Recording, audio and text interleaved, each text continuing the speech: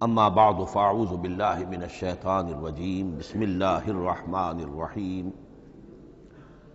حامیم والکتاب المبین انا جعلناہ قرآنا عربیا لعلکم تعقلون وقال تبارک وتعالی کما ورد فی سورۃ یوسف علیہ الصلاۃ والسلام الف لام را تلک آیات الکتاب المبین انا انزلناہ قرآنا عربیا لعلکم تعقلون وقال عز وجل کما ورد فی سورۃ الزمر قرآنا عربیا غیر ذی عوج وقال جل وعلا کما ورد فی اول سورۃ الکہف الحمد للہ الذی انزل علی عبدہ الکتاب ولم یجعل لہ عوجا صدق اللہ العظیم رب اشرح لی صدری ویسر لی امری واحلل عقدۃ من لسانی یفقہوا قولی۔ تعارف قرآن کے ضمن میں جو مباحث پہلی نشست میں مکمل ہو چکے ہیں اس میں ایک کمی رہ گئی تھی، اس کو پورا کر لیجئے۔ قرآن مجید کی 2 آیات کے بارے میں یہ روایت موجود ہے صحیح مسلم میں حضرت عبداللہ ابن مسعود رضی اللہ تعالی عنہ سے کہ سورہ بقرہ کی آخری 2 آیات حضور کو شب معراج میں عطا ہوئی ہیں، وہ زمین پر نازل نہیں ہوئیں بلکہ حضور نے آسمان پر پہنچ کر ان کو حاصل کیا ہے۔ یہ امت کے لیے شب معراج کے تحفے کے طور پر یہ 2 آیتیں آمن الرسول بما انزل الیہ من ربہ والمؤمنون کل آمن باللہ وملائکتہ وکتبہ ورسلہ لا نفرق بین احد من رسلہ وقالوا سمعنا واطعنا غفرانک ربنا والیک المصیر۔ پھر آخری آیت جس میں طویل ترین دعا ہے۔ یہ 2 آیات جو ہیں مستثنیٰ کر لیجئے تو باقی جو ہے قرآن مجید وہ پھر پورا حجاز میں زمین پر نازل ہوا ہے محمد رسول اللہ صلی اللہ علیہ وسلم کے قلب مبارک پر۔ اب جو اگلی بحث ہے اس تعارف قرآن کے ضمن میں، قرآن کی زبان کون سی ہے؟ یہ سب جانتے ہیں عربی زبان ہے، لیکن کون سی عربی؟ عربی کوئی ایک نہیں ہے۔ جیسا کہ آپ کو معلوم ہے کہ ایک زبان ہوتی ہے پھر اس کے ڈائلیکٹس ہوتے ہیں۔ پنجابی زبان کے نہ معلوم کتنے ڈائلیکٹس ہیں، بنگلہ زبان کے نہ معلوم کتنے ڈائلیکٹس ہیں، پشتو کے کتنے ڈائلیکٹس ہیں۔ عربی زبان کے اس وقت پورے عالم عرب کے اعتبار سے تو دیکھیے تو ہر ملک کا جو ہے اپنا لہجہ ہے اور ان کے اپنے انداز ہے۔ تو خود نزول قرآن کے وقت بھی پورے جزیرہ نماء عرب میں کوئی ایک زبان نہیں تھی، زبان ایک تھی لیکن اس کے لہجے مختلف تھے، الفاظ مختلف تھے۔ تو یہ جان لیجئے کہ قرآن نازل ہوا ہے حجاز کے بادیہ نشینوں کی زبان میں۔ وہ اصل عربی زبان حجازی قوم سمجھتی تھی، شہری زبان نہیں، دیہاتی زبان۔ یعنی کہ شہروں میں دوسرے ملکوں کے لوگ آتے جاتے رہتے تھے، خاص طور پر مکہ مکرمہ جو ہے وہ تو چونکہ ایک بہت بڑا تجارتی مرکز تھا۔ لإلاف قریش ایلافہم رحلۃ الشتاء والصیف فلیعبدوا رب ھذا البیت۔ ان کے قافلے جاتے تھے، آتے تھے، دوسرے تاجر بھی آتے تھے، تو ظاہر بات ہے کہ شہروں کے اندر تو پھر زبان جو ہے وہ مکسڈ ہو جاتی ہے، خالص نہیں رہتی۔ یہی وجہ ہے کہ قریش کے جو شریف گھرانے تھے، اونچے گھرانے تھے، وہ اپنے بچوں کو صحرا میں بھیج دیتے تھے کہ ان کی پرورش وہاں ہو، وہاں وہ خالص عربی زبان سیکھیں، ان کی زبان جو ہے پولیوٹڈ نہ ہو۔ تو بادیہ نشین حجاز کے، نجد کے نہیں، حجاز کے بادیہ نشین، ان کی زبان میں قرآن نازل ہوا ہے۔ یہ آیتیں اس سے پہلے بھی سامنے آ چکی ہیں سورہ زخرف کی، انا جعلناہ قرآنا عربیا لعلکم تعقلون۔ ہم نے اس اپنے کلام قدیم کو عربی زبان کا جامہ پہنایا ہے۔ انا انزلناہ قرآنا عربیا، یہ سورہ یوسف کی آیات، ہم نے اتارا ہے اسے قرآن عربی بنا کر، قرآنا عربیا لعلکم تعقلون۔ سورہ زمر میں قرآنا عربیا غیر ذی عوج، یہ عربی مبین میں ہے، صاف ستھری دھلی ہوئی عربی زبان جس میں کہیں کوئی ٹیڑھ نہیں ہے، کوئی ایچ پیچ نہیں ہے۔ اور یہی پھر سورہ کہف میں جو ایک ترانہ حمد اللہ نے ہمیں سکھایا ہے کہ میرے اس انعام عظیم پر میرا شکر ادا کیا کرو، تو کن الفاظ میں الحمدللہ الذی انزل علی عبدہ الکتاب ولم یجعل لہ عوجا۔ تو یہ عربی مبین جو ہے اگرچہ اصلاً ہے بادیہ نشین حجاز کے، البتہ یہ کہ عرب کے دوسرے قبائل کے بھی ان کی زبانوں کے بعض الفاظ اس میں آئے ہیں۔ اس سے آگے بڑھ کر یہ کہ بعض معرب الفاظ بھی ہیں۔ ہندی زبان کا کوئی لفظ اس نے عربی کا جامہ پہن لیا، فارسی زبان کا کوئی لفظ اس نے عربی کا جامہ پہن، وہ بھی قرآن میں بعض ہیں، استثناءات ہیں یہ۔ جیسے سنگ گل، یہ فارسی زبان کا لفظ ہے، سنگ گل، وہ سجیل بن کر قرآن مجید میں آ گیا ہے۔ حجارۃ من سجیل، یہ جو الم تر کیف فعل ربک باصحاب الفیل سورہ فیل میں ہے، سنگ گل کا سجیل بنا۔ اس طرح کے کچھ اور الفاظ بھی ہیں، لیکن یہ سمجھیے کہ ایکسیپشنز پروو دی رول، یہ استثناءات ہیں، قاعدہ اپنی جگہ پر قائم رہے گا کہ یہ حجاز کے بدوؤں بادیہ نشینوں کی جو زبان تھی اس میں قرآن نازل ہوا ہے۔ اس قرآن کے بارے میں، اس کی زبان کے بارے میں جو چند پہلو سامنے رہنے چاہیے، فصاحت اور بلاغت کی معراج، یہ میں بعد میں قرآن کے وجوہ اعجاز پر جب بحث کروں گا کہ یہ کس کس اعتبار سے معجزہ ہے، تو وہاں زیادہ تفصیل سے یہ بات آئے گی کہ عربی زبان کی فصاحت اور بلاغت کی معراج ہے۔ آپ کو معلوم ہے کہ آج بھی دنیا میں یہودی بھی ہیں جن کی مادری زبان عربی ہے، عیسائی بے شمار ہیں جن کی مادری زبان عربی ہے، ان کے ہاں بھی عربی ادب کی چوٹی کی کتاب جو پڑھائی جاتی ہے وہ قرآن ہے۔ یہ انہیں ماننا پڑتا ہے کہ عربی ادب کی جو آخری کتاب ہے، چوٹی کی کتاب ہے، وہ یہی ہے۔ یہودی بھی پڑھائیں گے، جیسے آپ انگریزی زبان پڑھنی ہے، سمجھنی ہے، تو شیکسپیئر کے بغیر آپ کیسے سمجھیں گے؟ اب وہ تو ایک سٹینڈرڈ ہے۔ اسی طریقے سے یوں سمجھیے کہ عربی زبان عربی ہونے کے اعتبار سے کلام اللہ ہونا اس پر ان کا ایمان نہیں ہے، لیکن یہ کہ عربی زبان کے اعتبار سے اس کی فصاحت اور بلاغت کا لوہا وہ مانتے ہیں۔ پھر اس میں ایک خاص ملکوتی غنا ہے، ڈیوائن میوزک، صوتی آہنگ ہے، عذوبت ہے، مٹھاس ہے۔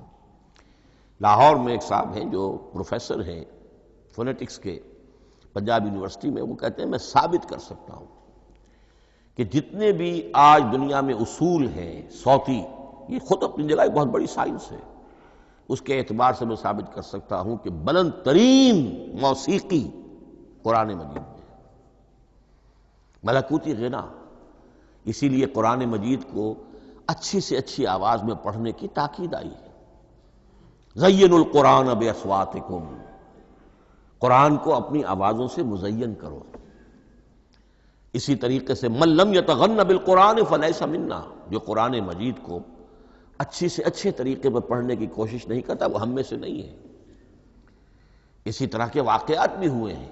حضرت ابو موسیٰ اشعری رضی اللہ تعالی عنہ، وہ بہت خوش الحان تھے، تو ایک روز حضور سفر رات کے وقت کہیں گشت پر تھے، جا رہے تھے ان کے مکان کے قریب سے، تو وہ اس وقت رات کی نماز میں قرآن پڑھ رہے تھے، تو حضور وہاں کافی دیر تک کھڑے ہو کر سنتے رہے۔ ظاہر بات ہے کہ اس وقت کے مکان کیا ہوتے تھے، ایک ایک حجرہ ہوتا تھا، یہ کوئی کئی کنال کی کوٹھیاں تو نہیں ہوتی تھی کہ کیا پتہ چلے ان کے اندر کیا ہو رہا ہے۔ وہ تو حضرت ابو بکر کے مکان کے پاس سے گزرتے تھے تو ان کی تلاوت سنتے تھے، حضرت عمر کے مکان کے قریب سے گزرے ان کی تلاوت سنی، حضرت عمر بلند آواز میں پڑھتے تھے، حضرت ابو بکر بڑی پست آواز میں پڑھتے تھے۔ حضور نے پوچھا کہ تم ایسا کیوں کرتے ہو؟ حضرت عمر نے کہا میں اس لیے کرتا ہوں، زور سے پڑھتا ہوں کہ شیطان بھاگ جائے۔ حضرت ابو بکر نے عرض کیا کہ میں اس لیے پڑھتا ہوں کہ جس کو میں سنا رہا ہوں وہ سنتا ہے، اس کو بلند آواز کی ضرورت نہیں۔ حضور نے کہا کہ ابو بکر تم ذرا اونچی کر لو آواز، اور عمر تم ذرا پست کر لو، ایوریج میں لے آؤ۔ تو بہرحال یہ معاملہ حضور کا صحابہ کے ساتھ ہوتا تھا۔ تو ابو موسیٰ اشعری رضی اللہ تعالی عنہ کی جب قرأت آپ نے سنی، تو اگلے روز جب ملاقات ہوئی فجر میں، تو آپ نے تحسین فرمائی ان الفاظ میں، یا ابا موسیٰ انک قد اوتیت مزمارا من مزامیر آل داود، اے ابو موسیٰ تمہیں تو اللہ نے آل داؤد کے سازوں میں سے ایک ساز عطا کیا ہے، یعنی حضرت داؤد کے گلے میں جو ساز تھا، خوش الحانی تھی، ان کی آواز نہایت خوبصورت تھی۔ تو اسی طریقے سے اب وہاں کوئی مزمار سے مراد وہ نہیں ہے، آلات موسیقی نہیں، گلے میں جو اللہ تعالیٰ نے رکھا ہے۔ تو انک قد اوتیت مزمارا من مزامیر آل داؤد۔ ایک آخری بات یہ نوٹ کیجئے کہ قرآن مجید کا عظیم ترین احسان ہے عربی زبان پر۔ یہ یوں سمجھیے کہ ایک ستون کی طرح اس زبان کو ٹھہرا دیا ہے، اس کو سٹیبل کیا ہے قرآن مجید۔ آج بھی پوری دنیا میں جسے عرب کہتے ہیں فصیح زبان، لغہ فصحی، وہ ایک ہے، وہ قرآن ہی کی ہے۔ زبانیں بدلتی رہتی ہیں۔ اردو 300 سال پہلے کی دکن میں جب شروع ہوئی، وہ آج آپ پڑھ بھی نہیں سکیں گے وہ کیا اردو تھی ولی دکنی کی۔ پھر وہ کیا اس نے روپ بدلے ہیں، اب وہ اردو کس شکل میں ہے، فارسی کن کن شکلوں میں رہی ہے، مختلف انگریزی کتنی شکلیں بدل گئی ہیں، لیکن عربی قائم ہے۔ اس کے لیے جیسے کہ قرآن مجید میں آتا ہے کہ ہم نے پہاڑ زمین میں گاڑ دیے اس کو سٹیبلائز کرنے کے لیے، ان تمید بکم، تمہیں لے کر زمین ایک طرف کو جھک نہ جائے۔ تو جس طرح یہ پہاڑ جو ہیں سٹیبلائزنگ ایفیکٹ رکھتے ہیں اس زمین کے لیے، اسی طریقے سے قرآن سٹیبلائزر ہے عربی زبان کا۔ اس کے اندر جو ایک ٹھہراؤ اور جماؤ پیدا کیا ہے، یہ قرآن مجید کا احسان عظیم ہے۔ تعارف قرآن کے ضمن میں اگلی گفتگو، قرآن کے اسماء و صفات۔ عربوں کا ایک خاص ذوق تھا، اور ظاہر بات ہے کہ اللہ تعالیٰ نے جب قرآن نازل کیا ہے تو عربوں کے ذوق کو بھی مد نظر رکھا ہے۔ ان کا ذوق کیا تھا؟ جس چیز سے انہیں محبت ہوتی تھی اس کے وہ بہت سے نام رکھتے تھے۔ گھوڑے کے لیے ہزاروں لفظ مل جائیں گے آپ کو، شیر کے لیے 5000 الفاظ مل جائیں، تلوار کے لیے 5000 الفاظ مل جائیں، یعنی اس شے کی جو بھی صفت ہے اس صفت کے اعتبار سے ایک نام، کوئی اور صفت ہے اس صفت کے ایک اور نام۔ تو وہ صفاتی نام، اب جیسا کہ آپ کو معلوم ہے اللہ کے 99 نام صفاتی تو ہے نا، اللہ کی ایک صفت دوسری صفت، اسی کے اعتبار سے اس کے نام ہیں۔ قرآن مجید کے اسماء علامہ جلال الدین سیوطی رحمۃ اللہ علیہ نے 55 شمار کیے، لیکن وہ بھی مکمل نہیں ہے لسٹ، اس لیے کہ اس میں ایک اہم نام برہان یہ شامل نہیں ہے۔ ان میں سے جو اہم اسماء ہے وہ میں آپ کو سنا دیتا۔ القرآن، جس پر گفتگو بعد میں ہوگی، اس لیے کہ سب سے زیادہ ایک رائے یہ ہے کہ یہ تو اس میں جامد ہے، اس میں علم ہے قرآن کے لیے، پراپر ناؤن ہے۔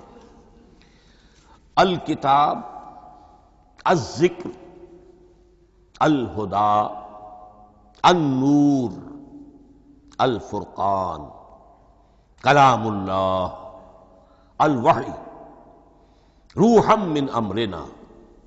پھر اس کی صفات کے اعتبار سے الکریم، الحکیم، العظیم، المجید، المبین، رحمہ، العلی، بصائر، بشرا، بشیر، نذیر، عزیز، قرآن عزیز، بلاغ، بیان، احسن القصص، احسن الحدیث، موعظہ، شفاء، مبارک، مہیمن، قیم، مثانیہ، متشابہ۔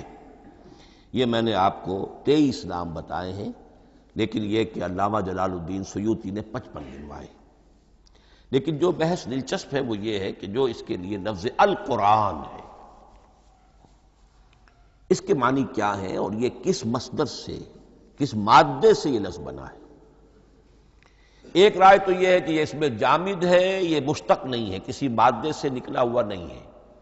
اور یہ بھی آپ نوٹ کر لیجئے، اللہ کے اسماء میں سے بھی ایک نام کو سمجھا جاتا ہے وہ مشتق نہیں ہے، اس میں جامد ہے، اس میں علم ہے، اور وہ ہے اللہ۔ باقی سارے نام صفاتی ہیں، ایک نام، اس لیے اس میں ذات کہتے ہیں، اس کو اس میں ذات۔ لیکن یہ رائے متفق علیہ نہیں ہے، یہ کچھ لوگوں کی رائے ہے۔ ایک رائے یہ بھی ہے کہ یہ بھی اس میں علم نہیں ہے، یہ بھی مشتق ہے الہ سے۔ جیسے حکیم یہ صفت ہے، الحکیم یہ اللہ کا نام ہو گیا، الہ ایک معبود، الالہ معبود برحق، الالہ وہ اللہ بن گیا، ایک رائے یہ۔ لیکن یہی اسی طریقے سے نوٹ کیجئے کہ قرآن مجید کے بارے میں بھی ایک رائے یہ ہے کہ القرآن اس کا اسم علم ہے، پراپر ناؤن ہے، یہ جامد ہے، یہ مشتق نہیں ہے، کسی اور مادے سے نکلا نہیں۔ لیکن جو اکثریت کی رائے ہے، جس پر تقریباً اجماع ہے، وہ یہ ہے کہ نہیں، یہ اس میں جامد نہیں، اس میں مشتق ہے۔ لیکن پھر دو رائے ہیں کہ مادہ کیا ہے۔ ایک قرن قاف را نون اور ایک قرا قاف را حمزہ، یہ دو مختلف مادوں کے بارے میں رائے ہے کہ قرآن ان سے نکلا ہے۔ قرن کہتے ہیں کسی چیز کا قریب ہو جانا، جڑ جانا، مل جانا۔ یہ حج کی جو تین شکلیں ہیں، حج تمتع ہے، حج قران ہے اور حج افراد ہے۔ قران کیا ہے؟ ایک ہی احرام میں عمرہ بھی اور حج بھی دونوں کو جمع کر لیا جائے تو یہ حج قران ہے۔ اسی سے قران الصعدین کا لفظ استعمال ہوتا ہے۔ قرینہ اور قرائن جو ہے اسی سے الفاظ۔ امام فرا کی رائے یہ ہے کہ قرن سے یہ قرآن بنا ہے، اس لیے کہ اس میں بھی اللہ تعالیٰ کی آیات جمع ہو گئی۔ اسی طرح قرأ قاف را اور حمزہ، اس قرات کا مصدر بھی بن جاتا ہے، جیسے رجحان، را جیم ہے، رجح سے رجحان، غفران، غفرانک ربنا، پروردگار ہم تیری مغفرت کی خواستگار ہیں۔ اسی طرح قرآن قرأ سے بنا ہے۔ مفعول جو ہے وہ مصدر کے معنی میں آ جاتا ہے، یعنی پڑھی جانے والی شے۔ اور ایک قرأ آتا ہے عربی زبان میں، قرأت الماء فی الحوض، میں نے پانی جمع کر لیا حوض کے اندر، بارش ہوئی میں نے کچھ پانی حوض میں جمع کر لیا، قرأت الماء فی الحوض۔ اسی سے قریہ کا لفظ بنا، قریہ بستی کو کہتے ہیں جہاں لوگ جمع ہو کر رہتے ہیں، قریہ۔ تو اس معنی میں یہ قرآن جو ہے یہ جمع ہے اللہ تعالیٰ کی اسماء صفات اور اللہ کی ذات جو ہے اور اس کی آیات کا جامع ہے۔ یہ ہے لفظ قرآن کی بحث۔ اگلی بحث اور بڑی اہم ہے اور دلچسپ ہے، قرآن کا اسلوب کلام کس کیٹیگری میں فال کرتا ہے؟ قرآن کیا ہے؟ ایک شے کی تو سختی سے نفی کی اللہ نے، یہ شعر نہیں ہے۔ وما علمناہ الشعر وما ينبغی لہ، سورہ یاسین۔ ہم نے شعر تو انہیں سکھایا ہی نہیں، محمد الرسول اللہ کو صلی اللہ علیہ وسلم، اور وہ شعر ان کے شایان شان بھی نہیں۔ شاعروں کے بارے میں سورہ شعراء میں چونکہ بالعموم شاعروں کے بارے میں جو بات کہی گئی ہے، وَالشُّعَرَاءُ يَتَّبِعُهُمُ الْغَاوُونَ أَلَمْ تَرَ أَنَّهُمْ فِي كُلِّ وَادٍ يَهِيمُونَ إِنَّهُمْ يَقُولُونَ مَا لَا يَفْعَلُونَ إِلَّا الَّذِينَ آمَنُوا۔ استثناء تو ہے کہ اچھے لوگ بھی ہوتے ہیں، لیکن اکثر و بیشتر شعراء کا معاملہ یہی ہے، ان کی پیروی کرتے ہیں وہی لوگ کہ جو حد سے گزرنے والے ہوتے ہیں، لاؤبالیانہ انداز والے لوگ، غیر سنجیدہ لوگ پیروی کرتے ہیں۔ خود وہ بھی زمین و آسمان کے قلابے ملاتے ہیں، کبھی ادھر کی بات کبھی ادھر کی بات۔ اور تیسری بات یہ کہ عام طور پر جو کہتے ہیں وہ کرتے نہیں ہیں، انہم یقولون ما لا یفعلون۔ تو یہ شعر کی تو نفی کی گئی ہے قرآن مجید، جیسا کہ میں نے آپ کو سنایا تھا سورہ حاقہ کی آیات، انہ لقول رسول کریم وما هو بقول شاعر، یہ شاعر کا کلام نہیں۔ البتہ ایک بات نوٹ کیجئے، جسے آزاد شاعری، آزاد نظم کہا جاتا ہے، وہ میرا گمان یہ ہے، میں نے چونکہ ان چیزوں کا کوئی تحقیقی مطالعہ نہیں کیا ہے، کہ شاید وہ ہے ہی قرآن سے ماخوذ آزاد شاعری۔ اس میں وزن نہیں ہوتا، ردم ہوتا ہے۔ آزاد شاعری کے اندر ایک ردم ہوتا ہے، وزن نہیں ہے، ایک مصرع اتنا سا، ایک بڑا لمبا چوڑا، لیکن ردم رہے گا۔ یہ جو آزاد شاعری، بلینک ورس جس کو آپ کہتے ہیں، میرا گمان یہ ہے کہ شاید دنیا میں اس کا رواج قرآن کے بعد ہی ہوا ہو، اور قرآن مجید ہی کی نقالی میں یہ صنف جو ہے ادب کی وہ ایجاد کی گئی ہو۔ واللہ عالم، میں یہ بات دعوے سے نہیں کہہ سکتا، گمان ہے میرا۔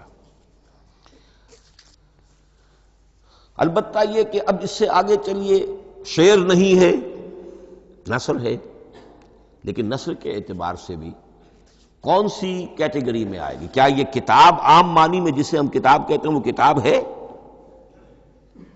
ایک تو وہ بات تھی نا جو اقبال کے حوالے سے میں نے آپ سے کہی، کتابیں نیست چیزیں دیگر است، اس وقت وہ بات نہیں میں کہہ رہا۔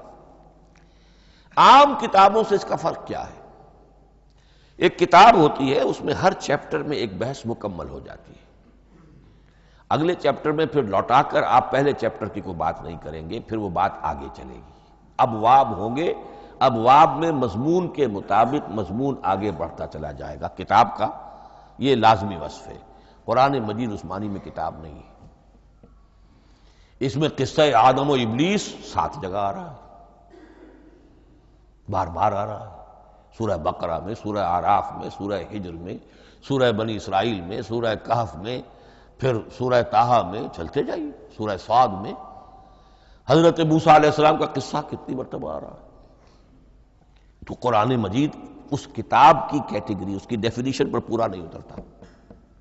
دنیا میں جو کتاب کا معیار ہے، عام اس کا جو اسلوب ہے، اس کی جو ڈیفینیشن ہے، ایک شکل ہوتی ہے مجموعہ مقالات، وہ بھی نہیں ہے، اس میں ہر مقالہ اپنی جگہ پر ایک مکمل شے ہوتی ہے، لیکن یہ کہ وہ دوسرے مقالات سے تو مختلف ہوگی، یہ مجموعہ مقالات بھی نہیں۔ اس کا اسلوب جو ہے وہ خطبے کا ہے، اوریشن، اور یہ کہا جا سکتا ہے it's a collection of divine orations, یہ اللہ تعالی کے خطبات کا مجموعہ ہے۔ مختلف اوقات میں خطبے نازل ہوتے تھے حضور پر صلی اللہ علیہ وسلم، اور یہ بھی جان لیجئے کہ عرب میں ادب کی 2 ہی صنفیں تھیں جو معروف تھیں، یا شعر یا خطبہ، یا خطیب ہوتے تھے بڑے شعرا بیان خطیب، اور یا شاعر ہوتے تھے۔ تو یہ جب شعر کے اسلوب پر نہیں تھا تو خطابت کا اسلوب ہے جو اللہ نے اختیار فرمایا، اور ہر موقع پر، ہر مرحلے پر جو خطبہ اس وقت کے حالات کی مناسبت سے نازل ہوا وہ ایک صورت ہے۔ تو یہ ہے کلیکشن آف ڈیوائن اوریشنز، یہ اللہ تعالی کے مجموعہ خطبات الہیہ اسے کہا جا سکتا ہے، لیکن اس سے جو چند نتیجے نکلتے ہیں وہ نوٹ کرنے ضروری ہیں۔ خطبے میں مخاطب اور مخاطب کے مابین ایک ریپور ضروری ہے۔ اگر کوئی مصنف بیٹا کتاب لکھ رہا ہے، اس کے سامنے کوئی سامع نہیں ہوتے، وہ تو اپنی مگن میں جو بھی خیال ہے اپنے دل میں وہ لکھ رہا ہے۔ خطبے میں سامع سامنے ہوتے، اگر ان کے درمیان رپورٹ نہ رہے، ہم آہنگی نہ رہے، تو پھر وہ خطبہ غیر مؤثر ہو جائے گا، لوگ جو ہیں ان کو اونگ آنے لگے گی، وہ متوجہ ہی نہیں رہیں گے۔ تو ایک رپورٹ مخاطب اور مخاطب ان کے درمیان۔ دوسرے یہ کہ خطبہ کا ایک وصف لازمی یہ ہوتا ہے کہ ایک واقعاتی پس منظر ہوتا ہے پیچھے موجود۔ اب کوئی شخص ہے سیاسی تقریر کر رہا ہے، ایک خاص پس منظر موجود ہے، اس میں وہ ان چیزوں کی طرف حوالے دیتا چلا جائے گا، صرف کوئی تفصیلات بیان نہیں کرے گا، اس لیے کہ وہ لوگوں کو معلوم ہے آج کے دور کا ایک واقعہ ہے، لوگوں کے علم میں ہے، لیکن کتاب میں آپ لکھیں گے تو پھر وہ پورا واقعہ بھی بیان کرنا پڑے گا آپ کو کہ یہ کب ہوا، کیسے ہوا، جس کا میں حوالہ دے رہا ہوں۔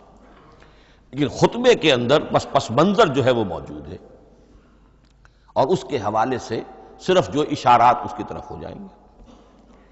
نمبر 3 یہ ہے کہ خطبے میں تحویل خطاب بہت ہوتا ہے۔ تحویل خطاب سے کیا مراد ہے؟ ابھی خطیب آپ سے بات کر رہا ہے، آپ سے مخاطب ہے، اور کسی وقت وہ فلاں کو جو یہاں موجود بھی نہیں ہے، وہ نواز شریف صاحب کو خطاب کرنا شروع کر دے گا۔ بھائی نواز شریف تو یہاں نہیں ہے، لیکن خطاب انداز وہ تو تقریر مقرر ہے، سیاسی تقریر کر رہا ہے، نواز شریف کو چیلنج کر رہا ہے، نواز شریف یہ کر دو گے تو ہم یہ کر دیں گے، اور نواز شریف یہ تم غلط کر رہے ہو، یا بے نظیر تمہارا یہ معاملہ۔ ہاں بے نظیر تو وہاں موجود نہیں، صدر ایوب صاحب کو جو بھی گالیاں دی جاتی تھی تقریروں کے اندر، وہ خود تو وہاں موجود نہیں ہوتے تھے۔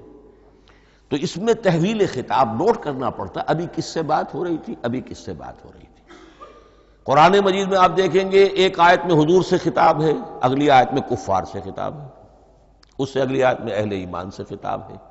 تو تحویل خطاب جو ہوتا ہے اس کے حوالے سے نوٹ کرنا پڑتا ہے کہ اس وقت اس آیت کا جو رخ ہے کدھر ہے، اس میں کس کو خطاب کیا جا رہا ہے۔ چوتھی بات یہ ہے کہ خطبے میں صرف عقل سے اپیل نہیں کی جاتی، جذبات سے بھی اپیل ہوتی ہے۔ اسی لیے خطابی انداز کہلاتا ہے، خطابی انداز میں لوگوں کے جذبات سے بھی اپیل کی جاتی ہے۔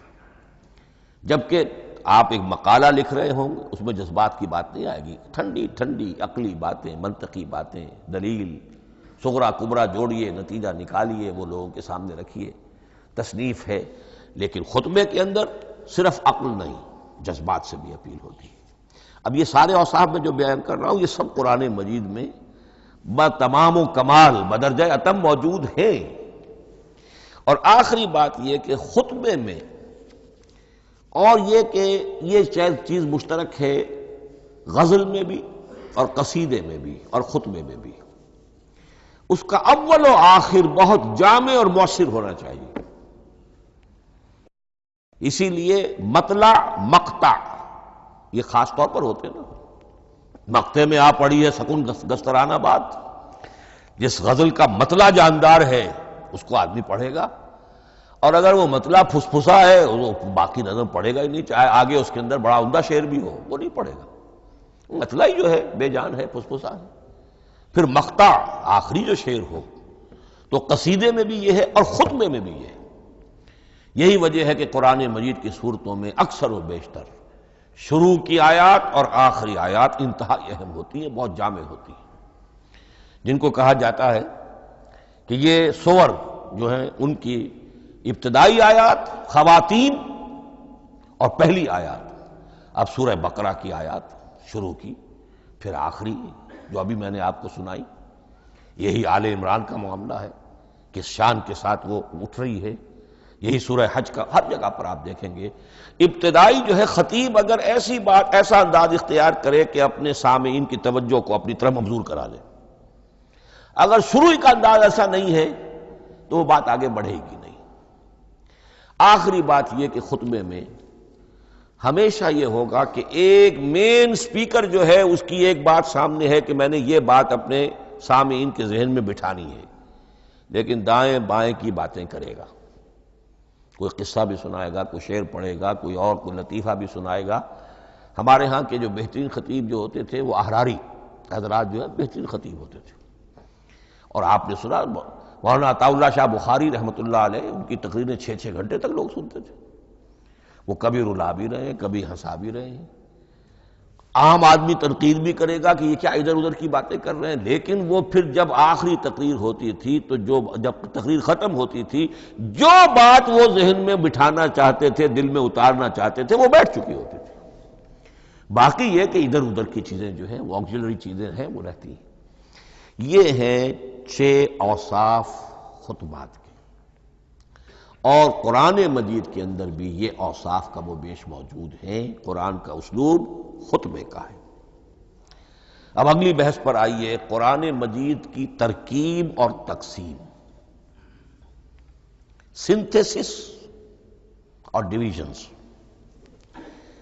اب اس میں سمجھیے کہ کلام جو ہے اللہ کا کلام ہے، کلام مرکب ہوتا ہے کلمات سے، کلمات حروف سے بنتے ہیں۔ عربی زبان کے حروف 28 یا 29 ہیں، الف اور حمزہ کو ایک ہی مانیں گے تو 28 رہ جائیں گے، الف علیحدہ حمزہ علیحدہ تو 29 ہو جائیں گے۔ یہ حروف جڑتے ہیں، لفظ بنتے ہیں۔ لفظ محمل بھی ہوتا ہے، لیکن کلمہ وہ کہلاتا ہے جو بامانی لفظ ہو۔ پھر ان کلمات کو آپ جوڑتے ہیں، یہ مرکب توصیفی بن گیا، مرکب اضافی بن گیا، مرکب عددی بن گیا، مرکب جاری بن گیا۔ پھر ان مرکبات کو جوڑ کر فقرہ بنتا ہے، جملہ بنتا ہے، کلام مفید جس کو کہا جاتا ہے۔ قرآن مجید کے اعتبار سے علامہ سیوطی نے مخصوص جو قرآن کی اصطلاحات ہیں ان کے حوالے سے ایک بات کہی ہے، لیکن واقعہ یہ ہے کہ قرآن کی اصطلاحات خود اپنی ہیں، دنیا کی دوسری کسی بھی اصطلاحات پر ان کو قیاس نہیں کیا جا سکتا۔ لیکن جاہز چونکہ قدیم تھے، انہوں نے قرآن مجید کو کہا یہ دیوان کی شکل رکھتا ہے، جیسے کہ حافظ کا دیوان کسی اور کا دیوان۔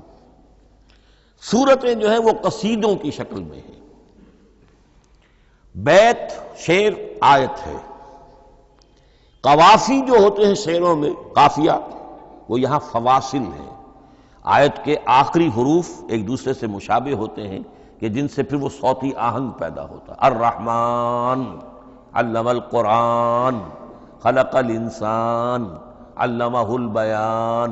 اب یہ ایک فواصل جو ہے وہ جڑتے چلے جاتے ہیں، ان میں آہنگ پیدا ہوتا ہے۔ لیکن حقیقت کے اعتبار سے پہلی بات یہ نوٹ کیجئے، قرآن مجید کی اکائی ہے آیت، اسے نہ آپ جملہ کہہ سکتے ہیں نہ فقرہ کہہ سکتے ہیں۔ انگریزی میں ہمارا چونکہ بائبل کے لیے بھی جب ورس کا لفظ آ جاتا ہے تو انگریزی تراجم میں، انگریزی تحریروں میں، مقالوں میں ورس قرآن مجید کی آیت کے لیے لفظ آ جاتا ہے، ورس نمبر فلاں، بالکل غلط ہے۔ قرآن کی آیت یہ اس کا اپنی اصطلاح ہے، اپنا مفہوم ہے۔ لغوی مفہوم کیا ہے؟ نشانی۔ آیت نشانی، قرآن کی ہر آیت اللہ کے علم اور حکمت کی نشانی ہے۔ اب قرآن کی آیتیں نوٹ کیجئے، صرف حروف پر بھی مشتمل ہے، الف لام میم حروف مقطعات اور آیت بن گئی۔ وہ مرکبات ناقصہ پر بھی مشتمل ہے، والعصر مرکب جاری ہے، حرف جار، آیت ہو گئی۔ پورے جملے پر بھی مشتمل ہے، ان الانسان لفی خسر، ایک جملہ ہے، اور 10 جملوں پر بھی مشتمل ہے۔ اللہ لا الہ الا ھو الحی القیوم لا تاخذہ سنۃ ولا نوم لہ ما فی السماوات وما فی الارض الی آخر الآیہ۔ آیت الکرسی کا انالیسس کیجئے، 10 جملے موجود ہیں اس میں۔ تو نوٹ کر لیجئے، یہ چیز توقیفی کہلاتی ہے، یہ کسی گرامر کے اصول پر نہیں ہے، کسی منطق کے اصول پر نہیں ہے۔ آیات قرآنیہ کی تعیین توقیفی ہے، یعنی حضور کے بتانے پر موقوف ہے۔ حضور نے بتایا والعصر، یہ آیت ہو گئی، آیت ہو گئی، ہم آیت مانیں گے۔ الف لام میم، آیت ہو گئی۔ قاف حرف ایک ہے، یہ آیت نہیں ہے۔ نون ایک حرف ہے، آیت نہیں ہے۔ قاف والقرآن المجید ایک آیت بنی، نون والقلم وما یسطرون ایک آیت بنی۔ تو اس طریقے سے اس کو کہتے ہیں توقیفی، موقوف علیہ ہے حضور کے بتانے پر۔ اب اس میں روایات کا اختلاف ہو سکتا ہے کہ حضور سے کوئی روایت یہ ہو کہ یہ ایک آیت بنی یا 2 آیتیں بنی۔ مثلا بڑی اہم مثال آپ کو دے رہا ہوں، سورہ مزمل کی جو دوسرا رکوع ہے، پورا دوسرا رکوع، وہ 1 آیت شمار ہوتا ہے۔ اور میرا بڑا گمان رہا بہت عرصے تک کہ یہ 1 آیت نہیں ہو سکتی، یہ مختلف اوقات میں نازل ہوئی ہیں، 2 اوقات میں نازل ہوئی ہے۔ اور یہ مجھے قول مل گیا علامہ سیوطی کے ہاں، حضرت عبداللہ ابن عباس رضی اللہ تعالی عنہما کا قول کہ یہ 2 آیتیں ہیں، 1 نہیں۔ لیکن یہ کہ یہ ہوگا موقوف روایت پر، میں کوئی نہیں ہوں جو اسے قرار دے سکوں۔ ہاں مجھے اگر کوئی روایت مل جاتی ہے، کوئی خبر یا اثر، خبر محمد الرسول اللہ کی یا اثر آپ کے کسی صحابی کا صلی اللہ علیہ وسلم رضی اللہ تعالی عنہ، تو پھر یہ ہے کہ ہم مانیں گے۔ تو اس کو کہتے ہیں توقیفی۔ آیات اور سور کا معاملہ توقیفی ہے بالکل، یا کسی منطق، کسی گرامر، کسی اصول بیان، کسی پر مبنی نہیں ہے، یہ مبنی ہے حضور کے بتانے پر۔ اس طرح سورت کسے کہتے ہیں؟ عربی زبان میں سور کے معنی ہے فصیل۔ فَضُرِبَ بَيْنَهُمْ بِسُورٍ لَهُ بَابٌ، سورہ حدید کے اندر الفاظ آئے۔ اب اس کا کیا تصور دیا گیا کہ ہر آیت جو ہے وہ اللہ کے علم اور حکمت کی نشانی ہے۔ 10 آیتیں، 20 آیتیں، 100 آیتیں، 285 آیتیں، 286 آیتیں جوڑ کر ایک فصیل باندھ دی گئی۔ یہ شہر حکمت خداوندی ہے، ایک نظم ہوتا ہے۔ جیسے آپ شہر کا ٹاؤن پلاننگ آج کا تو بہت بڑا فن ہے، بڑی اسپیشلائزیشن ہے، شہر کو پلان کرنا، اس کے اندر کیا کچھ ہونا چاہیے، کس طرح سے ہونا چاہیے۔ تو یہ سورت جو ہے یہ ایک یونٹ ہے قرآن مجید کی، اور اس کا جو لفظی معنی ہے فصیل، گویا کہ اس نے گھیرے میں لیا ہوا ہے ایک شہر معنی کو، علم و حکمت کے ایک شہر کے گرد یہ فصیل جو ہے پوری ہوئی ہے۔ اب اس میں نوٹ کر لیجئے جہاں تک، اچھا جیسے آیتیں چھوٹی بھی ہیں بڑی بھی ہیں، والعصر بھی آیت ہے اور الف لام میم بھی آیت ہے، اور جیسا کہ میں نے عرض کیا آیت الکرسی بھی آیت ہے۔ اس طرح سورتیں چھوٹی بھی ہیں بڑی بھی ہیں۔ سورۃ العصر 3 آیتیں، سورۃ الکوثر 3 آیتیں، سورۃ النصر 3 آیتیں، 3 ہی سورتیں 3 آیتوں پر مشتمل ہیں۔ 3 سے کم پر کوئی نہیں، 2 آیات کی کوئی صورت نہیں ہے۔ لیکن آگے آپ چلتے جائیے، اس کی بڑی سے بڑی تعداد، سورہ بقرہ جو ہے سب سے بڑی ہے۔ تو آیت اور سورت کے علاوہ دور صحابہ میں صرف ایک لفظ اور تھا قرآن کی تقسیم کے ضمن میں، اور وہ تھا منزل یا حزب۔ منزل یا حزب 7 منزلوں میں یا 7 احزاب میں قرآن کو تقسیم کیا گیا، تاکہ جو شخص قرآن مجید ایک ہفتے میں ختم کرنا چاہے، ہر شب میں، اکثر و بیشتر وہ لوگ رات کو ہی رات کی نماز میں قرآن پڑھتے تھے، ایک منزل پڑھ لے تو ہفتے میں پورا قرآن ختم ہو جائے گا۔ یہ حزب بھی ہے اور منزل بھی ہے، اور یہ چونکہ دور صحابہ میں تھا، یقیناً حضور نے بتایا ہوگا، اس میں آپ کو عجیب حسن نظر آئے گا۔ اس میں یہ نہیں کیا گیا کہ بالکل برابر برابر ساتھ کر دو بھائی، چاہے صورتیں ٹوٹ جائیں، صورتوں کی فصیل کوئی نہیں ٹوٹتی اس میں، صورتیں مکمل جو کہ تو آئیں گی۔ اور پھر یہ کہ عجیب بات ہے کہ سورہ فاتحہ کو اگر ایک طرف رکھ دیں، وہ قرآن کے دیباچے کی حیثیت رکھتی ہے۔ تو پہلی منزل میں 3 سورتیں، دوسری میں 5 سورتیں، تیسری میں 7، چوتھی میں 9، پانچویں میں 11، چھٹی میں 13 اور 17 اور 7ویں میں 65۔ یہ ہے کہ جو ان صورتوں کی ایک بڑی، جیسے کہ ایک سیڑھی چڑھ رہی ہے، اور تقریباً مساوی ہو جاتے ہیں، کوئی 4.25 پارے ہے، کوئی 4.5 پارے ہے، کوئی 4.25 پارے، اس طریقے سے ہے، تقریباً مساوی۔ لیکن آرٹیفیشل ایکویلٹی پیدا کرنے کے لیے، مصنوعی مساوات پیدا کرنے کے لیے سورتوں کی فصیلوں کو نہیں توڑا گیا۔ اس سے آگے چل کر جو پاروں کی تقسیم ہے وہ بہت بعد کی بات ہے، 30 پارے، اور اس میں آپ کو یہ ساری قباحتیں نظر آئیں گی۔ اس میں سورتوں کی فصیلیں توڑی گئی ہیں اور بڑے بھونڈے طریقے پر توڑی گئی۔ سورہ ہجر ایک آیت ادھر ہے، باقی ساری سورت جو ہے اگلے پارے میں، فصیلیں توڑ دی گئی۔ معلوم ہوتا ہے کسی شخص کے پاس جو قرآن تھا مصحف، اس نے صفحے گنے، 7 سے 30 سے تقسیم کیا اور برابر صفحوں کے اندر وہ پارے بنا دیے۔ لیکن بہرحال دور صحابہ میں پاروں کا کوئی ذکر نہیں تھا، یہ بات کی بات ہے۔ دور صحابہ میں آیت، سورت اور حزب۔ اسی طریقے سے طویل سورتوں کو جو رکوعوں میں تقسیم کیا گیا، یہ بھی بات کی بات ہے۔ لیکن یہ جو تقسیم کیا گیا ہے سورتوں کو رکوعوں کی شکل میں، 35 سورتیں تو قرآن کی ایسی ہیں چھوٹی ہیں جو ایک ایک ہی رکوع پر مشتمل ہے۔ آخری پارے کی 37 سورتیں ہیں، پہلی 2 کی جو 2 رکوع ہے، باقی سب کی سب جو ہے وہ ایک ہی رکوع شمار ہوتا ہے۔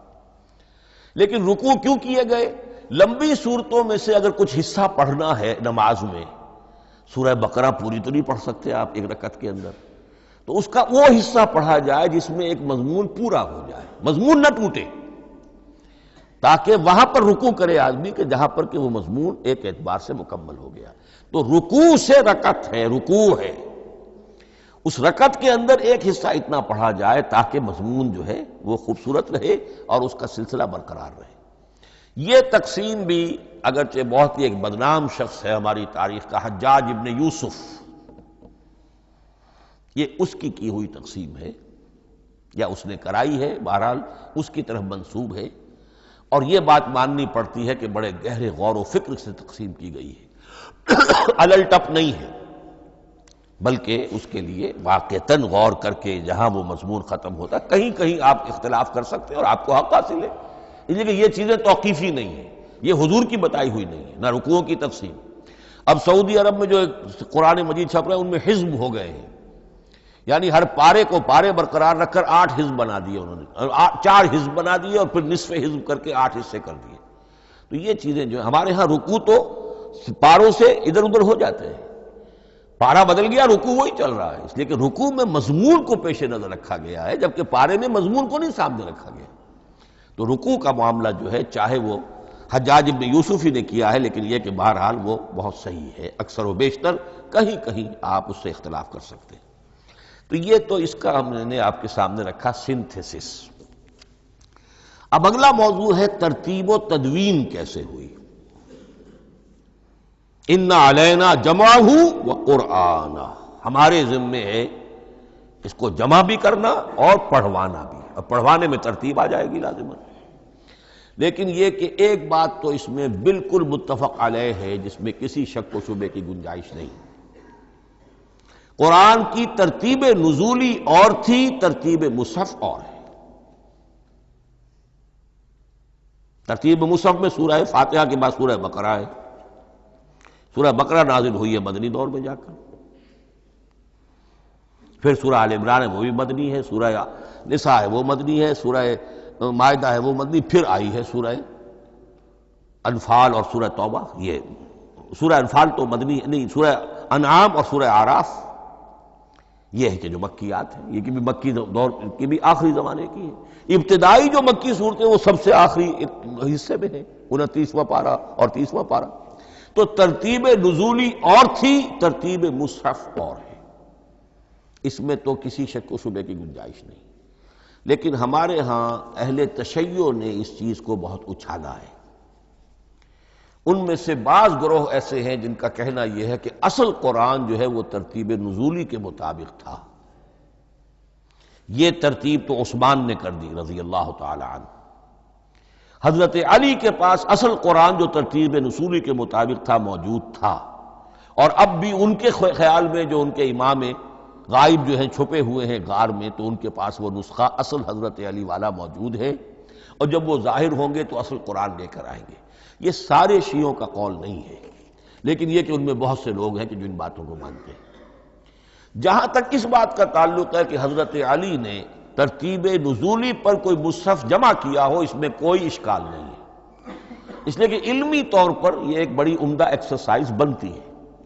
ایک زمانے میں بہت کوشش کرتا رہا ترتیب نزولی سے، اس لیے کہ ترتیب نزولی سے سیرت نبوی اخذ ہوتی ہے، پہلے کیا نازل ہوا، پھر کیا نازل ہوا، پھر کیا نازل ہوا۔ در حقیقت اگر آپ ترتیب نزولی سے قرآن مرتب کر دیں تو وہ سیرت النبی بن جائے گی۔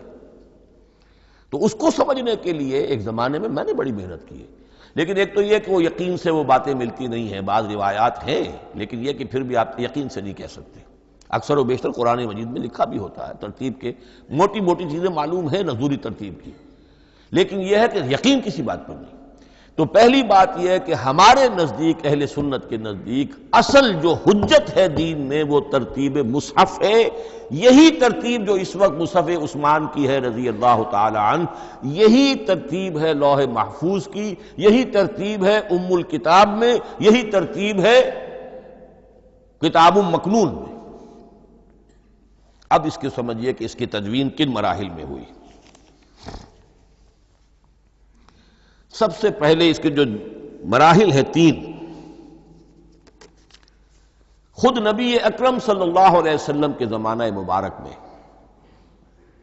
جمع اور ترتیب یہ ہو گئی، لیکن کتابی شکل میں نہیں، ما بین الدفتین نہیں۔ حضور نے لوگوں کو پڑھ کر سنایا، اس ترتیب سے سنایا جس ترتیب سے یہ مصحف میں اب موجود ہے، اور ہر رمضان میں حضرت جبرائیل دورہ کرتے تھے حضور کے ساتھ، جتنا کہ قرآن اس وقت تک نازل ہو چکا ہوتا تھا، اور آخری رمضان مبارک آپ کی حیات طیبہ کا جو تھا اس میں 2 مرتبہ پورے قرآن کا دورہ ہوا۔ تو دورہ قرآن بغیر ترتیب کے تو نہیں ہو سکتا۔ تو یہ ترتیب حضور کی ہوئی ہے، توقیفی ہے، اور حضور ہی نہیں اللہ کی ہوئی ہے۔ یہی ترتیب لوح محفوظ میں، کتاب مکنون میں اور ام الکتاب میں ہے، اور یہ ترتیب حضور دے کر گئے ہیں صحابہ کرام کو۔ حفاظ تھے، کتنے حفاظ جو ہیں جنگ یمامہ میں شہید ہو گئے، تبھی تو خیال آیا کہ اس کو کتابی شکل میں بھی مرتب کیا جائے۔ لیکن کتابی شکل میں جسے کہتے ہیں 2 گتوں کے درمیان ایک کتاب مجلد، اس صورت میں جہاں تک میں تحقیق کر سکا ہوں اور جہاں تک ہمارے اکثر و بیشتر لوگوں کی رائے ہے، حضور کے زمانے میں یہ اس طریقے سے ما بین الدفتین، 2 گتوں کے مابین ایک کتاب کی شکل میں قرآن موجود نہیں تھا۔ لوگوں کے سینوں میں محفوظ تھا، جیسے محمد الرسول اللہ کے سینے میں محفوظ تھا۔ ان علینا جمعہ، وہ جمع حضور کے سینے میں کیا اللہ نے۔ اسی طرح پھر صحابہ کرام بے شمار جو حفاظ تھے ان کے سینوں میں محفوظ تھا۔ دوسرا مرحلہ کب آیا؟ جب حضرت ابوبکر صدیق کے عہد خلافت میں جنگ یمامہ میں بہت سے حفاظ شہید ہو گئے۔ اب ایک تشویش پیدا ہوئی، ایسا نہ ہو کہ قرآن ضائع ہو جائے، لہذا اسے کتابی شکل میں مرتب کر لینا چاہیے۔ اس کے لیے پھر بہت سے صحابہ نے حضرت ابوبکر کو اپروچ کیا کہ جتنے قراء ہیں، جتنے کاتبین وحی ہیں، ان سب کو آپ جمع کیجئے اور جمع کر کے اس قرآن مجید کو ایک کتاب کی شکل میں جمع کر لیں۔ حضرت ابوبکر شروع میں بہت ریلیکٹنٹ رہے، بہت ریلیکٹنٹ رہے۔ ان کا ایک خاص مزاج تھا، اتباع رسول کا جذبہ انتہا درجے کا۔ جو کام حضور نے نہیں کیا میں کیسے کروں؟ اگر تو یہ کام واقعی کرنے کا تھا تو حضور کرتے، میں کیسے کروں؟ لیکن یہ کہ جب صورتحال بہت لوگوں کی طرف سے دباؤ پڑا کہ نہیں یہ کر لینا چاہیے، ان کے سامنے بھی حکمت آ گئی، تو پھر انہوں نے اتفاق کرتے ہوئے جتنے بھی کاتبین وحی تھے ان سب کی ایک کمیٹی بنائی اور ان کو کہا کہ اب اس قرآن کو مرتب کر کے ایک کتابی شکل دے دی جائے۔ وہ کتابی شکل حضرت ابوبکر کے دور میں ہو گئی۔ تیسرا مرحلہ کیا ہے؟ یہ کتابی شکل میں جب قرآن مجید آ گیا اور شروع میں یہ اجازت تھی کہ ہر قبیلے، ہر علاقے کے لوگ اپنے لہجے میں پڑھ لیں۔ اب پنجابی ہمارا مسلمان جو ہے وہ چاقو کو کاچو کہے گا تو وہ لکھے ہوئے کو بھی چاقو کو کاچو پڑھ کے نکلے جائے گا۔ تو مختلف لہجوں میں ہونے سے وہ ان کا جو ہے قرآن مجید بدل رہا تھا، کوئی کسی طرح پڑھ رہا ہے، کوئی کسی طرح پڑھ رہا ہے۔ اب اس کی تشویش ہوئی حضرت عثمان کے زمانے میں، جب دور بہت پھیل گیا، اسلام کا دائرہ، دارالاسلام کی وسعت بہت ہو گئی کہ اس طرح اگر یہ لوگ پڑھیں گے اور اپنے اپنے لہجے کی وجہ سے اب اس لہجے میں شکل بدل بھی جاتی ہے لفظ کی۔ کاچو کو کاف الف چے واو لکھنا شروع کر دیں گے پھر کہ کاچو سنا ہم نے، تو چاقو تو سنا ہی نہیں۔ تو ایک لفظ ہے چاقو لکھ رہا ہے اور ایک کاچو لکھ رہا ہے، تو چاقو اور کاچو میں فرق ہو گیا۔ لہذا اس وقت پھر جو کام کیا گیا وہ یہ کہ ایک ہی رسم تحریر، رسم کتابت، رسم الخط میں قرآن مجید کے نسخے تیار کیے گئے۔ اصل میں ایک بہت بڑا مغالطہ ہو جاتا ہے ہمارے جمعوں کے خطبوں میں، حضرت عثمان رضی اللہ تعالیٰ عنہ کے نام نامی کے ساتھ وہ قوافی جو ہیں ان کی ملازمت سے جامع آیات القرآن عثمان ابن عفان رضی اللہ تعالیٰ عنہ، غالب علی کل غالب علی ابن ابی طالب رضی اللہ تعالی۔ اب یہ جو جوڑتے ہیں قافیے، تو حضرت عثمان کے نام کے ساتھ یہ قافیہ جوڑ دیا، اس سے لوگوں کو مغالطہ بھی ہوا اور دشمنوں نے ایکسپلائٹ کیا کہ اس کا مطلب یہ ہے کہ قرآن تو جمع ہوا ہے حضرت عثمان کے زمانے میں، اور حضرت عثمان کے زمانے میں اور حضور کے زمانے میں کم و بیش 15 سال کا فصل تو ہو چکا، گویا کہ قرآن مرتب ہی ہوا ہے حضور کے انتقال کے 15 برس بعد۔ پھر حضرت عثمان کی شخصیت کو خاص طور پر جو سبائی فتنہ اٹھا تھا اس نے ایک ڈسپیوٹڈ پرسنالٹی بنا کے رکھ دیا ہے، نہیں معاذ اللہ، کوئی شک نہیں، لیکن یہ کہ ایک فتنہ اٹھا، فتنۃ الکبریٰ، اور حضرت عثمان رضی اللہ تعالیٰ عنہ کو انہوں نے بدنام کیا، لہذا اس کے نام سے اور بٹا لگ گیا، یہ مصحف عثمان ہے۔ یہ ہے اصل میں وہ حماقتیں کہ جو ہوئی ہیں ہم سے، یہ قافیے ملانے کی وجہ سے، حالانکہ حضرت عثمان کی شان جو ہے وہ در حقیقت جامع آیات القرآن نہیں ہے، جامع الامت علی رسم واحد، پوری امت کو ایک رسم الخط پر جمع کرنے والی شخصیت حضرت عثمان کی ہے۔ مثلا اب دیکھیے مالک یوم الدین کس طرح لکھیں گے؟ میم لام اور کاف، میم الف اور لام اور کاف لکھیں گے آپ، یہ غلط ہو جائے گا۔ میم پر کھڑا زبر ہوگا اور اس کو مالک پڑھیں گے، میم پر اگر کھڑا زبر نہیں ہے پڑھا زبر ہے تو ملک پڑھیں گے، اور قراتوں میں یہ دونوں موجود ہے، ملک یوم الدین بھی ہے اور مالک یوم الدین بھی ہے۔ اگر آپ نے میم الف لکھ دیا ایک قرات نکل گئی، اب وہ اس میں آ ہی نہیں سکتی، وہ تو مالک ہی پڑھا جائے گا۔ یہ زیر زبر بھی جو لگے ہیں قرآن مجید میں، یہ بھی حجاج ابن یوسف کے زمانے میں لگے، اس سے پہلے نہیں تھے۔ اور یہ رموز و اوقاف، یہ آیتوں کے نشان اور یہ وقفہ بیچ میں، یہ بھی حجاج ابن یوسف کے زمانے کی چیزیں ہیں۔ ورنہ عربوں کے لیے تو ان کی اپنی زبان تھی، انہیں ان چیزوں کی ضرورت ہی نہیں تھی۔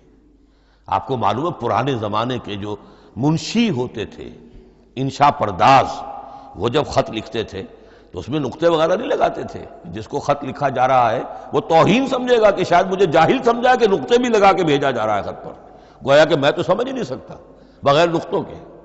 تو یہ جو ہے پرانے جو شکستہ خطوط لکھے جاتے تھے ان کا یہ انداز تھا، لہذا کوئی نقطے وغیرہ نہیں تھے، یہ بھی بعد میں لگے۔ تو ملک یوم الدین، مالک یوم الدین، اس کی رسم آئے گا میم لام کاف، کھڑا زبر ہے مالک یوم الدین اور ویسے پڑا زبر ہے ملک یوم الدین۔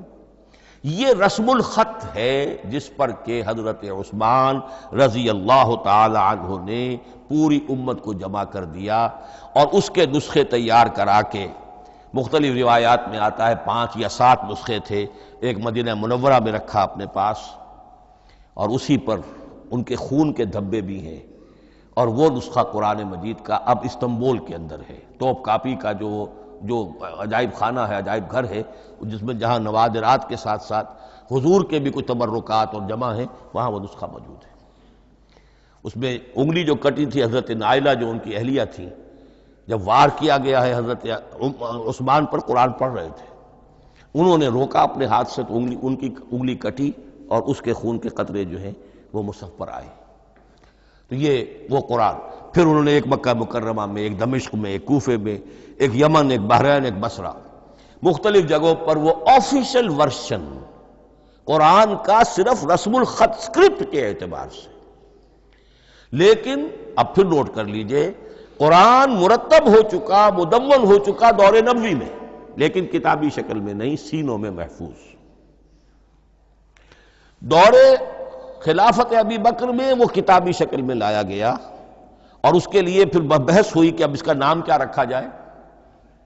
اس کے لیے کئی نام تجویز ہوئے، سفر بھی، انجیل بھی، وغیرہ وغیرہ، لیکن پھر اس کو حضرت عبداللہ ابن مسعود رضی اللہ تعالی عنہ نے اہل حبشہ سے استشہاد کرتے ہوئے مصحف نام رکھا۔ مصحف، یہ مصحف بن گیا حضرت ابوبکر کے زمانے میں، لیکن مصحف کی قرأت کے جو فرق ہو رہے تھے تو وہ لکھنے کے اندر بھی فرق آنا شروع ہو گیا۔ اس کو دور کیا حضرت عثمان نے، اس کا آفیشل ورشن تیار کروایا، ایک رسم الخط پر پوری امت کو جمع کر دیا، باقی جو نسخے تھے انہیں آپ نے پھر ضائع کر دیا، تاکہ کوئی اور یہ نہ رہے کہ اب یہ بھی ایک تھا پرانا نسخہ نکل آیا، اس میں تو یہ لفظ اس طرح لکھا ہوا ہے۔ تو جامع الامت علی رسم واحد، ایک ہی رسم الخط پر پوری امت کو جمع کرنے والی شخصیت وہ حضرت عثمان کی ہے رضی اللہ تعالی عنہ۔ بہرحال یہ نوٹ کیجئے کہ یہ مرحلہ بھی حضرت عثمان کے زمانے میں، تو یوں سمجھیے کہ حضرت عثمان کا پورا عہد بھی آپ جوڑ لیں تو آپ کی جو شہادت ہے وہ تقریباً یوں سمجھیے کہ حضور کے انتقال کے وہ 25 برس بعد ہے، گویا ربع صدی کے اندر اندر حضور کے انتقال کے بعد، چوتھائی صدی کے اندر اندر سارے مراحل طے ہو گئے۔ یہی وجہ ہے میں نے شروع میں آپ کو بتایا تھا کہ پوری دنیا یہ مانتی ہے کہ آج جو قرآن مسلمانوں کے پاس ہے، یہ ہے وہی جو محمد عربی صلی اللہ علیہ وسلم نے اپنی امت کو دیا تھا۔ یہ دوسری بات ہے کہ ہم سمجھتے ہیں کہ محمد عربی صلی اللہ علیہ وسلم کو یہ اللہ کے کلام کی صورت میں حضرت جبرائیل نے پہنچایا تھا، وہ اس کو نہیں مانتے، لیکن یہ حصہ اس کا ماننے پر مجبور ہے کہ وہ اصل قرآن اپنی اسی انٹیگریٹی کے ساتھ، اپنے پوری پیور، اس کا جو بھی ہے ٹیکسٹ پیور ہے، اور اس کی انٹیگریٹی میں کوئی شک و شبہ کی گنجائش نہیں ہے کہ یہ وہی شے ہے جو محمد نے اپنی امت کو عطا فرمائی تھی صلی اللہ علیہ وسلم۔ ایک آخری بات، چل میرے پاس 3 منٹ ہیں، یہ جو میں نے آپ کو ترتیب بتائی تھی قرآن کی، آیتیں، سورتیں، پھر حزب، اب اس میں ایک شے نوٹ کر لیجئے۔ آیت اللہ تعالیٰ کے علم و حکمت کا ایک نمونہ ہے، آیتوں کو جوڑ کر جب سورت بنائی تو آیتوں کے اندر جو ربط ہے، اس ربط آیات سے ایک اور معنی ایک اور حکمت کا دروازہ کھلتا ہے۔ جیسے موتی ہے، ہر موتی بڑا خوبصورت ہے، لیکن جس ترتیب سے آپ نے پرویا، اس کو دھاگے میں ہار بنایا، اس ترتیب سے اس کا حسن دوبالا ہو جائے گا۔ ہر موتی کا اپنی جگہ پر ایک حسن ہے، لیکن اس ترتیب کی وجہ سے اس کے حسن کا ایک اور پہلو ظاہر ہوگا۔ اسی طرح قرآن مجید کی صورتوں میں ربط آیات بہت اہم ہے۔ ایک مرکزی مضمون ہوتا ہے ہر صورت کا، مرکزی مضمون، عمود، اور اس کے گرد وہ ساری آیتیں اس طریقے سے گھوم رہی ہوتی ہیں، جڑی ہوئی ہوتی ہے، جیسے کہ ایک دھاگے کے اندر پروئے ہوئے موتی ہوتے ہیں کہ جس کی جو ہار کی شکل اختیار کرتے ہیں۔ دوسری بات یہ، اکثر و بیشتر صورتیں قرآن مجید میں جوڑوں کی شکل میں ہیں۔ ایک مضمون کا ایک پہلو اس جوڑے کے ایک فرد میں، اور دوسرا پہلو اسی کا دوسرے فرد میں۔ جیسے معوذتین، دو صورتیں ہیں، مضمون ایک یہ تعوذ، معوذتین۔ الزہراوین، سورہ بقرہ سورہ آل عمران کو کہا گیا الزہراوین، حضور نے فرمایا دو نہایت تابناک صورتیں، بڑی روشن صورتیں۔ جیسے آپ دیکھیں گے یا ایھا المدثر یا ایھا المزمل قم اللیل الا قلیلا یا ایھا المدثر قم فانذر، ایک ہی طرح کا اٹھان ہے، حضور سے خطاب ہو رہا ہے۔ سورۃ الضحیٰ، سورۃ الانشراح، یہ تمام جوڑوں کی شکل میں۔ اسی طرح سورہ طلاق، سورہ تحریم، یا ایھا النبی اذا طلقتم النساء فطلقوہن لعدتہن یا ایھا النبی لم تحرم ما احل اللہ لک تبتغی مرضات ازواجک۔ شوہر اور بیوی کے درمیان تعلق یا تو اتنا گہرا ہو جاتا ہے کہ ایک دوسرے کے لحاظ میں وہ حدود خدا بندی ٹوٹنے لگے، بیوی کی وجہ سے آپ نے کسی حرام شے کو حلال کر لیا یا حلال کو حرام کر لیا، بیوی کو ناپسند ہے وہ شے، تو حضور سے ذرا سا یہ ہو گیا تھا معاملہ۔ اپنی ازواج مطہرات حضرت عائشہ اور حضرت حفصہ رضی اللہ تعالی عنہما، ان دونوں کی رضا جوئی کے لیے وہ خاص قسم کا شہد ہے، قسم کھا لی آپ نے کہ میں اسے استعمال نہیں کروں گا۔ لما تحرم ما احل اللہ لک، اے نبی آپ کیوں حرام کرتے ہیں اپنے اوپر وہ شے جو اللہ نے آپ کے لیے حلال کی ہے؟ تبتغی مرضات ازواجک، اپنی بیویوں کی رضا جوئی میں۔ یہ ایک انتہا ہوئی۔ دوسری انتہا کیا ہے؟ میاں اور بیوی میں اتنا بودھ ہو جائے کہ طلاق تک نوبت آ جائے۔ تو سورۃ التحریم ایک انتہا کو بیان کر رہی ہے، سورہ طلاق اگلی اس کے ساتھ جڑی ہوئی وہ دوسری انتہا کو بیان کر رہی ہے۔ سورہ صف حضور کے مقصد بعثت کو بیان کر رہی ہے، سورہ جمعہ آپ کے طریقہ کار کو بیان کر رہی ہے۔ اس طرح قرآن مجید کی اکثر و بیشتر صورتیں جو ہیں وہ جوڑوں کی شکل میں ہیں۔ میرا خیال یہ ہے کہ وقت ختم ہو گیا ہے، اس مضمون کا تھوڑا سا حصہ باقی ہے، وہ انشاءاللہ میں اگلی نشست میں لوں گا۔ بارک اللہ لی ولکم فی القرآن العظیم ونفعنی وإیاکم بالآیات والذکر الحکیم۔